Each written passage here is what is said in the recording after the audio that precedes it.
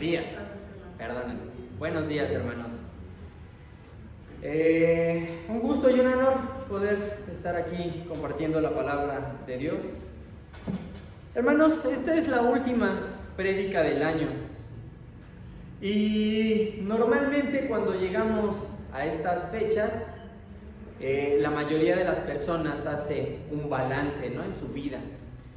Pensamos en lo que logramos, en lo que no salió como esperábamos y en lo que queremos cambiar. Justamente, hermanos, hace un año, un hermano, en igual la última prédica del año, nos compartió, nos predicó acerca de los propósitos. Nos habló de esos propósitos que solemos hacer al finalizar el año y nos habló de cuáles deberían de ser los propósitos que como cristianos deberíamos de tener. En esa prédica se habló de crecer, se habló de servir más, se habló de intentar ser mejores, acercándonos más a Dios. Pero hoy, hermanos, vamos a pensar en algo distinto. Tiene que ver con los propósitos, sí, pero con un enfoque diferente, hermanos. Porque como saben, durante este mes, el tema de todas las prédicas ha sido la reconciliación. Y hoy me gustaría hacerles una pregunta tal vez sencilla, hermanos, pero que realmente es profunda. ¿Realmente vemos la reconciliación como un propósito? No solamente en el mundo, donde muchas veces lo que se prefiere es cortar relaciones antes que restaurarlas, sino también dentro de la iglesia. Porque seamos honestos, hermanos, a veces es más fácil cambiar de año que cambiar nuestro corazón. Hablamos de nuevos comienzos, pero seguimos cargando viejos conflictos. Hablamos de metas, pero dejamos pendientes esas relaciones que tenemos rotas. Queremos avanzar, queremos comenzar de nuevo, pero sin enfrentar lo que dejamos sin resolver. Y entonces surge una pregunta incómoda, hermanos, pero que es sumamente necesaria. ¿Está la reconciliación en nuestra lista de propósitos? ¿O solo esperamos que el tiempo arregle lo que nosotros no hemos querido enfrentar? Bíblicamente, hermanos, la reconciliación no es un tema secundario, ni mucho menos es un tema opcional. No es solamente para cuando se pueda o para cuando el otro cambie. Es parte fundamental, es la base, hermanos, del Evangelio. Porque nuestra relación con Dios misma es una historia de reconciliación. Y si eso es así, entonces no deberíamos cerrar un año y mucho menos comenzar otro ignorando esto, ¿verdad? Hoy, hermanos, no vamos a hablar de teorías, sino que vamos a mirar la palabra y vamos a confrontar nuestro corazón. Y vamos a preguntarnos si realmente estamos dispuestos a terminar este año reconciliados. No solamente con Dios, sino también con aquello que hemos dejado pendiente. Porque tal vez, hermanos, el propósito que más necesitamos no es empezar a hacer cosas nuevas, sino es arreglar eso que se rompió.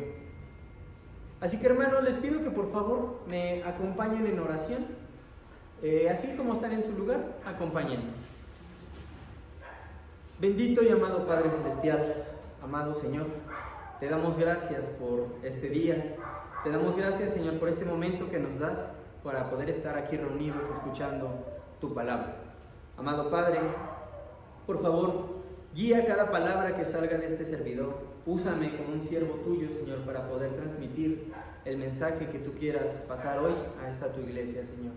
Y te pido, amado Padre, que abras nuestros corazones, que abras nuestra mente y que nos permitas poder comprender lo importante de la reconciliación para poder aplicarlo en nuestras vidas diarias, Señor. Gracias, amado Padre, por ese amor incondicional que nos muestras cada día y por perdonarnos y por reconciliar con nosotros esa relación, Señor, que tenemos perdida por el simple hecho de pecar. Amado Padre, te pedimos un corazón nuevo, te pedimos una mente abierta, te pedimos unos oídos atentos, pero sobre todo, Señor, te pido que me guíes y que cada palabra sea tuya. Amado Padre, te agradecemos y te pedimos todo esto, no porque seamos merecedores, sino porque lo hacemos a través de nuestro amado Señor Jesucristo. Amén. Bien, hermanos, vayamos a la palabra de Dios en Lucas capítulo 6, versículos 12 al 16. Le voy a dar lectura en Reina Valera actualizada. Les repito, Lucas capítulo 6, versículos 12 al 16. La palabra dice así: Aconteció en aquellos días que Jesús salió al monte para orar y pasó toda la noche en oración a Dios. Cuando se hizo de día, llamó a sus discípulos y de ellos escogió a 12, a quienes también llamó apóstoles: a Simón, al cual también llamó Pedro, y a su hermano Andrés, a Jacobo y a Juan, a Felipe y a Bartolomé, a Mateo y a Tomás, a Jacob, hijo de Alfeo, y a Simón, llamado el Celote, a Judas, hijo de Jacob, y a Judas Iscariote, que también llegó a ser el traidor. Hermanos, iniciamos esta prédica con este pasaje porque antes de entrar de lleno al tema, necesitamos ver todo el contexto y el trasfondo de lo que vamos a considerar. Jesús no eligió apóstoles al azar, no los eligió por un impulso del momento. Las escrituras nos están diciendo que Jesús pasó toda la noche orando antes de tomar esta decisión. No fue una elección ligera, fue una decisión deliberada, espiritual y consciente. De entre muchos seguidores, Jesús eligió a 12 personas específicas, 12 hombres con carácter distinto, con historias distintas y con defectos distintos. Ninguno era perfecto, pero todos fueron llamados para caminar con Él, para aprender de Él y para participar en su obra.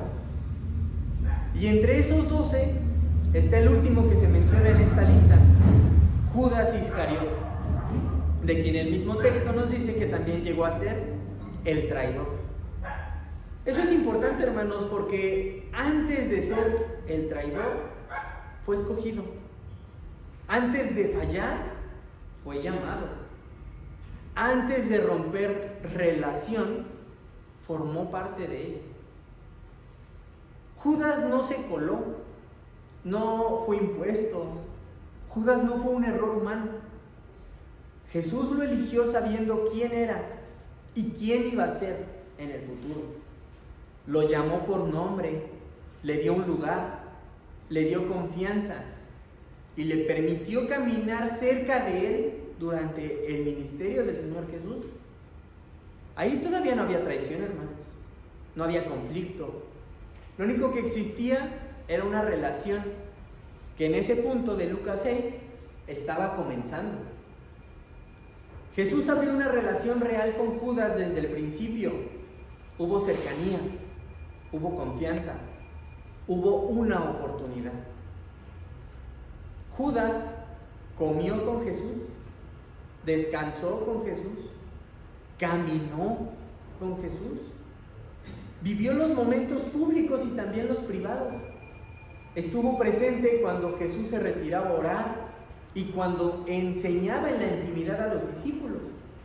No fue un seguidor ocasional, fue parte de ese círculo cercano. Marcos capítulo 4 versículo 34 nos dice: no les hablaba sin parábolas, pero en privado les explicaba a todos sus discípulos. El Evangelio nos muestra, hermanos, que Jesús no solamente enseñaba a las multitudes, sino que explicaba las cosas en privado a sus discípulos. Marcos nos dice que cuando estaban solos, Jesús les explicaba todo. Y Judas estuvo ahí. Escuchó palabras que la multitud y que el pueblo no escuchó. Tuvo acceso directo a la enseñanza del Maestro. También fue testigo del carácter de Jesús. Vio su compasión, vio su paciencia, vio su misericordia.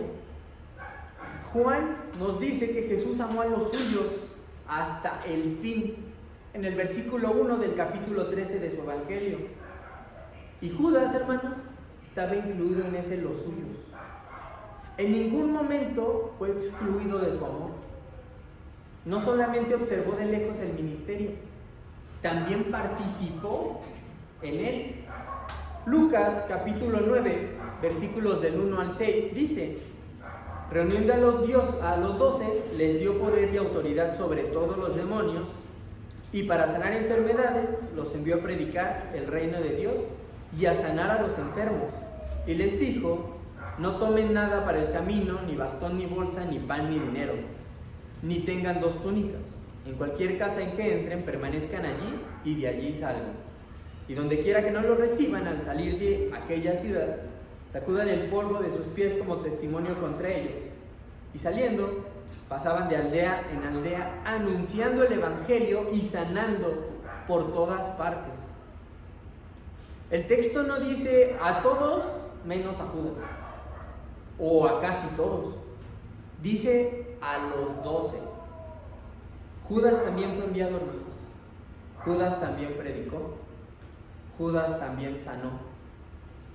Judas también representó el nombre de Cristo delante de otros. Fue parte activa de la obra, incluso tuvo responsabilidades dentro del grupo.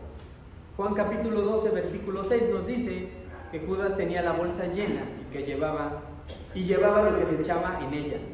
Jesús le confió incluso sus recursos, le dio un lugar de confianza dentro del grupo. Hermanos, Judas no falló por falta de oportunidades, porque falló teniendo enseñanza, teniendo ejemplo, teniendo relación. Jesús mismo lo dijo en Juan capítulo 6, versículo 70. ¿No los escogí yo a ustedes 12 y uno de ustedes es el diablo? Jesús no lo dijo para humillarlo ni para exhibirlo públicamente, sino para dejar una verdad profunda. La elección no anula la responsabilidad del corazón. Ser escogidos, hermanos, es un privilegio. Responder con obediencia es una decisión personal. Convivir con Jesús no garantiza obedecer. Caminar cerca no es lo mismo que rendirse por dentro. Se puede compartir espacio, se puede compartir el servicio y aún así permitir que el corazón se endurezca. Hermanos, no se puede hablar de reconciliación si antes no hubo una relación. Y normalmente cuando pensamos en Judas solamente vemos al traidor. Pensamos en las 30 monedas de plata, en el beso en el huerto. Pero hermanos, seamos honestos. ¿De verdad creemos que Judas despertó un día diciendo: hoy es el día, hoy voy a traicionar a Jesús? ¿Creemos que pasó 3 años caminando con el Señor con la única intención de arruinarlo todo al final? Pongámonos por un momento en el lugar de Judas. Imaginémonos lo que pudo pasar por su mente cuando Jesús lo llamó por nombre y lo eligió como apóstol. Seguramente sintió honor, sintió un propósito, sintió emoción. No cualquiera era llamado a estar tan cerca del Maestro. Judas también dejó su vida anterior como los demás. Caminó con expectativas, con sueños, con una idea de lo que él pensaba que el Mesías debía ser. Pensemos también cuando se le confió la bolsa. Eso no era cualquier cosa, hermanos. Era una señal de confianza. Jesús le puso recursos en las manos. Judas no solamente veía milagros, también administraba el ministerio del Señor. Probablemente pensó ¿Jesús confía en mí? Y la realidad, hermanos, es que sí. Jesús confiaba en él. Y día tras día, Judas vio lo que todos los otros vieron: ciegos recibiendo la vista, leprosos siendo limpiados, multitudes siendo alimentadas, pecadores siendo perdonados. Escuchó enseñanzas que confrontaban el corazón.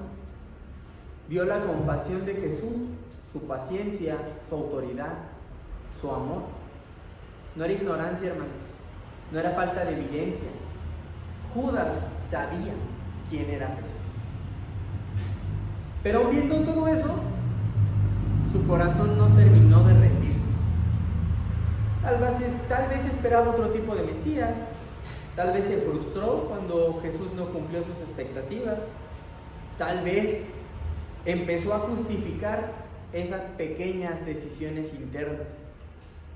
Tal vez pensó que podía seguir caminando con Jesús sin cambiar ciertas áreas internas. Y entonces, hermanos, es cuando entendemos: la caída de Judas no fue repentina, fue progresiva. No fue un acto impulsivo, fue el resultado de un corazón que se fue enfriando poco a poco, sin ser confrontado, sin ser rendido. No empezó con la traición, empezó con algo que parecía pequeño, que parecía oculto, que parecía manejable. Nadie lo notaba. Tal vez incluso él mismo pensó que eso no era grave. Pero el pecado, hermanos, que no se confiesa, el conflicto que no se enfrenta, o la actitud que no se corrige, siempre termina creciendo. Judas no perdió su relación con Jesús de un día para otro. La fue descuidando, la fue vaciando por dentro. Seguía caminando con él, sí, pero ya no caminaba para él. Por eso, hermano, la reconciliación no comienza en el momento del conflicto visible, sino mucho antes. Inicia en el corazón. Porque antes de que se rompan relaciones, antes de que se rompa comunión, antes del beso en el huerto, hubo silencios no tratados. Antes de las monedas hubo decisiones internas no rendidas. Es posible, hermanos, estar en la iglesia, servir, cantar, participar, y aún así guardar cosas que enfrían la relación con Dios y con los hermanos. Nadie lo nota, todo parece normal, pero por dentro algo se está quebrando. La reconciliación, hermanos, no solamente es arreglar lo que explotó al final, es atender lo que se fue dañando en silencio. Es revisar el corazón antes de que llegue el momento crítico.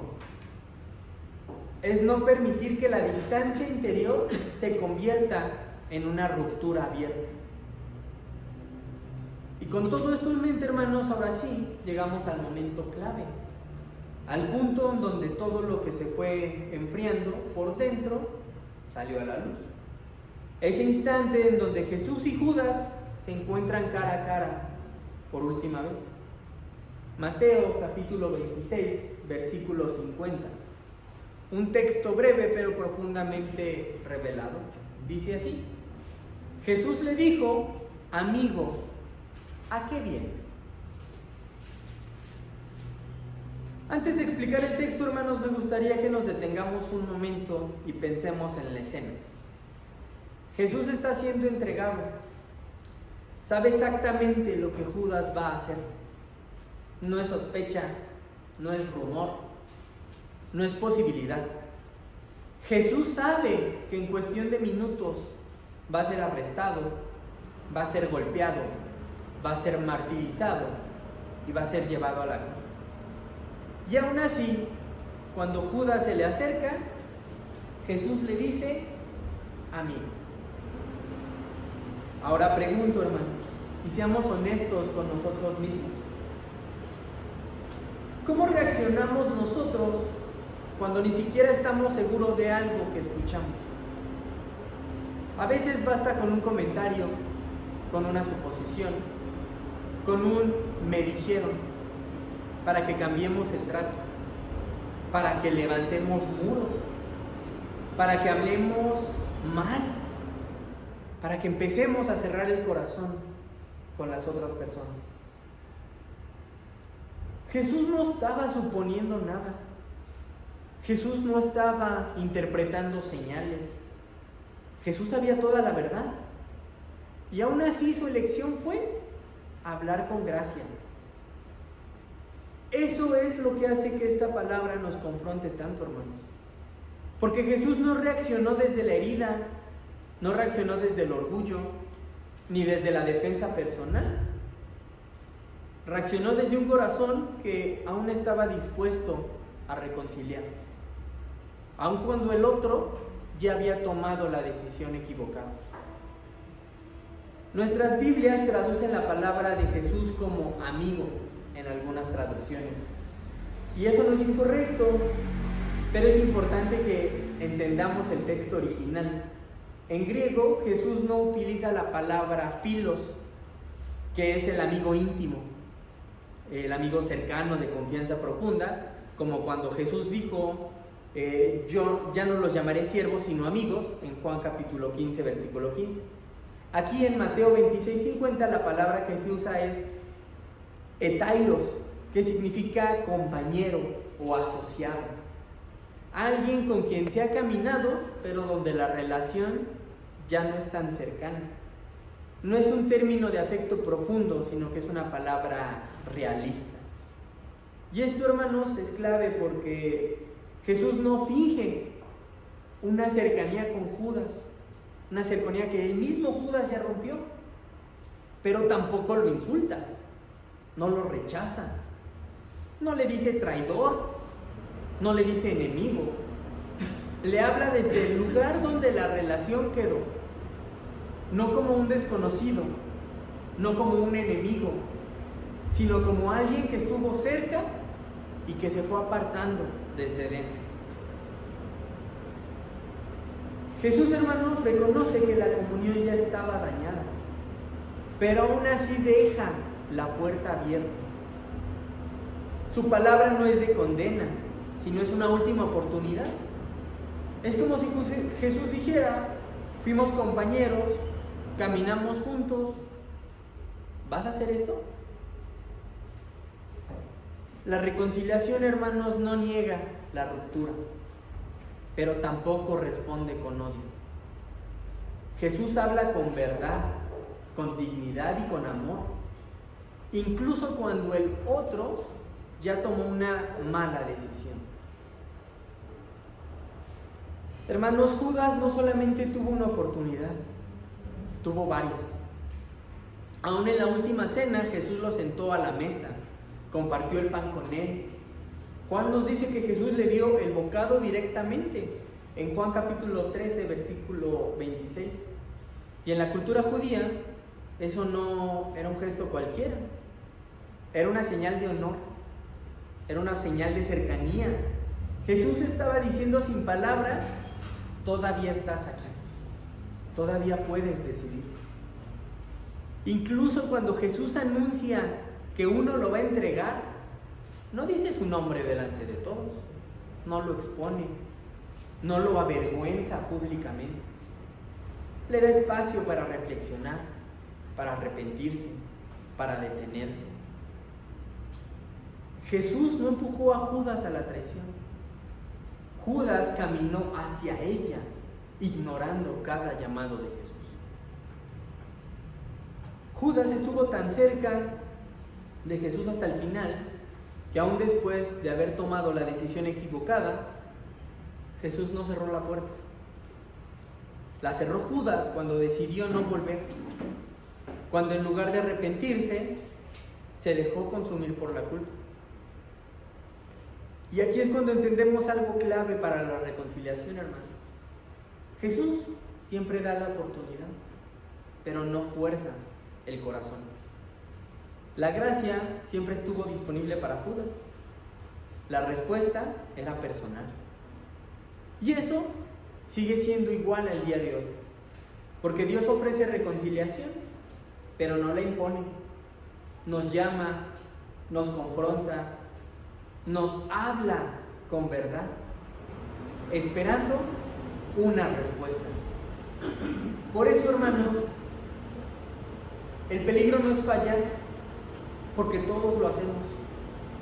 El verdadero peligro es no volver, es confundir culpa con arrepentimiento, es alejarnos cuando lo que Dios espera es que regresemos. Jesús dio la oportunidad, Judas decidió no tomarlo. Y hoy nosotros todavía estamos a tiempo. Segunda de Pedro, capítulo 3, versículo 9 nos dice: el Señor no tarda en cumplir su promesa, como algunos la tienen por tardanza, sino que es paciente con nosotros, no queriendo que ninguno perezca, sino que todos procedan al arrepentimiento. Judas reconoció su pecado, pero no buscó reconciliación. Mateo nos dice que devolvió las monedas y dijo: he pecado, entregando sangre inocente. ¿Reconoció que estuvo mal? Sí. ¿Aceptó su culpa? Sí. Pero hasta ahí. Solamente se quedó en eso. No volvió a Jesús. No buscó al Maestro. Se quedó atrapado en la culpa en lugar de correr hacia la gracia. Hermanos, la culpa sin reconciliación no restaura. Lo único que hace es hundirnos. Porque no toda tristeza lleva a la reconciliación. Se puede aceptar el error y aún así tomar una mala decisión. Se puede decir fallé, y no decir lo voy a arreglar. Y esto no solamente pasa en nuestra relación con Dios, también pasa en nuestras relaciones. A veces reconocemos que lastimamos, que hablamos mal, que actuamos con orgullo, pero no damos el siguiente paso. Nos quedamos en el sí, estuve mal, sin buscar restaurar la relación. Segunda de Corintios, capítulo 7, versículo 10, nos dice: porque la tristeza que es según Dios produce arrepentimiento para salvación, de lo cual no hay que arrepentirse, pero la tristeza del mundo produce muerte.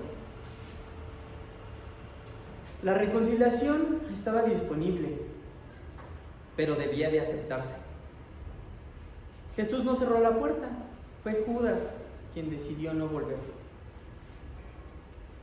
Lo mismo sucede hoy en día, hermanos, porque Dios ofrece gracia.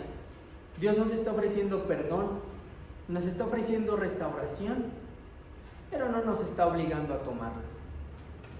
De la misma manera, en nuestras relaciones familiares, matrimoniales, de amistad o incluso dentro de la iglesia, la reconciliación está al alcance de todos, pero alguien tiene que decidir tomarla.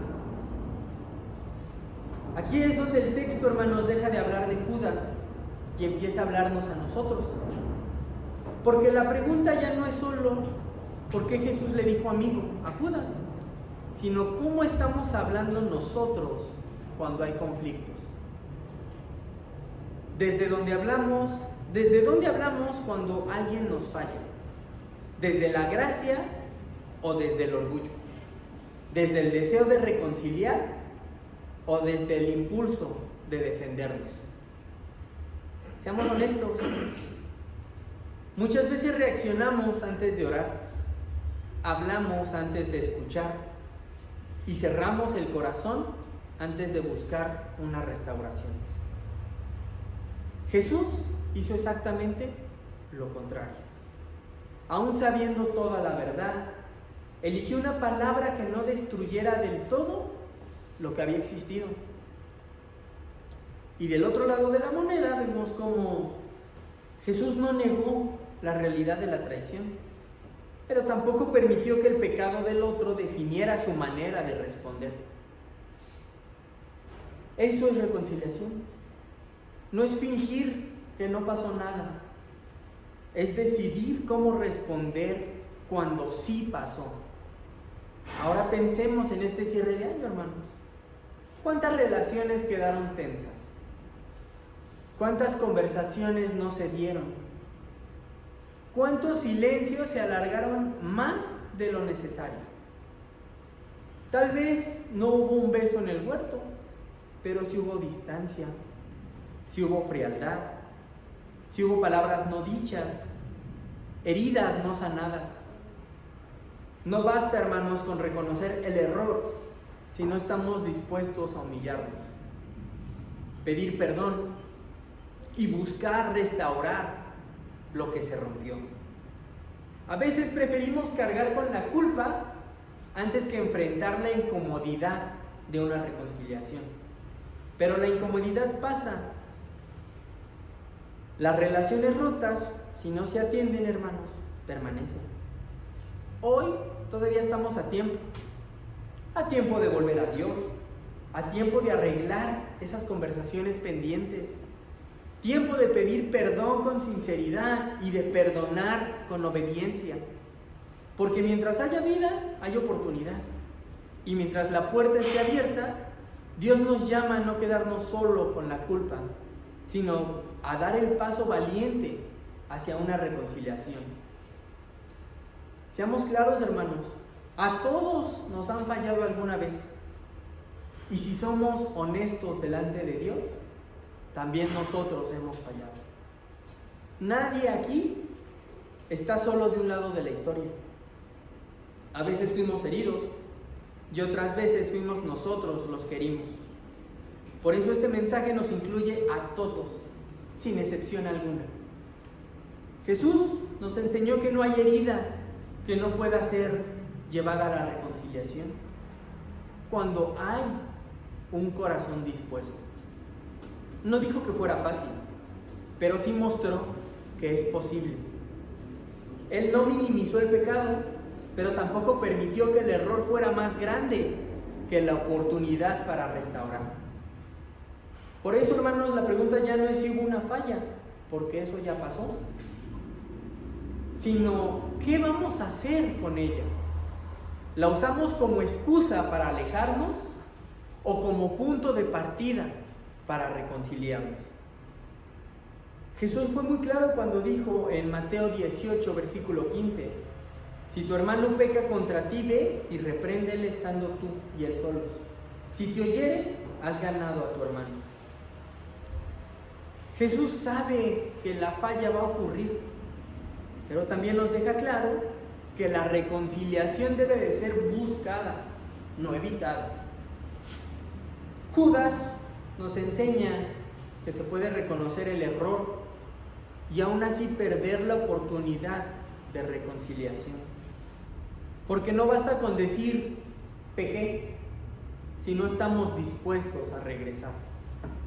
Nos muestra el peligro de quedarnos en la culpa sin dar el paso hacia la gracia de Dios. Y Jesús nos enseña exactamente lo contrario. Aun cuando fallen, aun cuando duela, aun cuando la relación se rompe, la reconciliación siempre va a ser una opción. No siempre depende solo de nosotros, pero sí siempre depende de cómo respondemos. Judas se quedó con la culpa, Jesús ofreció la gracia, y hoy nosotros, hermanos, decidimos de qué lado nos quedamos. No terminemos el año solamente con metas nuevas, sino con corazones restaurados. No esperemos que el tiempo arregle lo que Dios nos está llamando a enfrentar. La reconciliación no siempre significa que todo seguirá igual, pero sí significa que decidimos obedecer a Cristo en la manera de hablar, en la manera de responder y en la manera de amar. Tal vez hoy Dios no nos está pidiendo que hagamos algo nuevo, sino que demos un paso hacia eso que hemos evitado, que pidamos perdón, que busquemos a alguien, que soltemos el rencor, que hablemos con verdad y con gracia. Porque reconciliarnos no nos hace débiles, nos hace obedientes. Y no hay mejor manera de cerrar un año que caminando en obediencia a Cristo. Hermanos, esta prédica no es para señalar a nadie, es para mirarnos por dentro. Si hoy el Espíritu nos ha traído a la memoria un nombre, una conversación, una relación quebrada, no es para que tengamos culpa, porque todavía hay oportunidad. Tal vez algunos necesitamos volver a Dios, porque nos hemos quedado atrapados en la culpa y no hemos dado ese paso hacia Él. Otros necesitan buscar a alguien, pedir perdón, aclarar palabras, soltar un rencor que lleva demasiado tiempo ocupando nuestro corazón. Y quizás algunos, hermanos, necesitamos decidir perdonar. No porque el otro lo merezca, sino porque Cristo nos llama a obedecer. Hoy no vamos a arreglar todo, hermanos, en un momento. Pero sí podemos decidir el primer paso. Dios no nos pide perfección, nos pide disposición. No nos pide que sintamos bonito, nos pide que obedezcamos. Si hoy entendemos que la reconciliación es necesaria con Dios o con alguien más, no endurezcamos el corazón. No dejemos pasar esta oportunidad como Judas sí lo hizo. Demos el paso que Jesús nos está mostrando.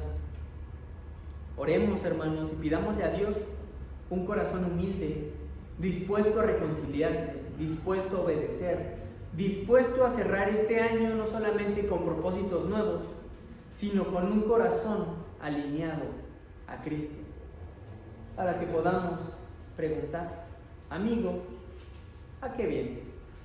Dios les bendiga.